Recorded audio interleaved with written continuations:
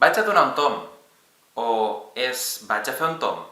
En català fem abraçades i petons o una cosa ens fa por. També donem la mà o donem un cop de puny. Però què fem amb tomb? Donem un tomb o fem un tomb?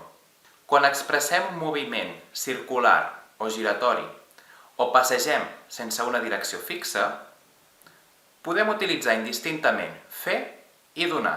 Donem la volta per darrere del parc o fem un tomb abans d'anar a sopar. Malgrat això, si ens referim a meditar molt una cosa, l'única forma possible és donar voltes a una cosa.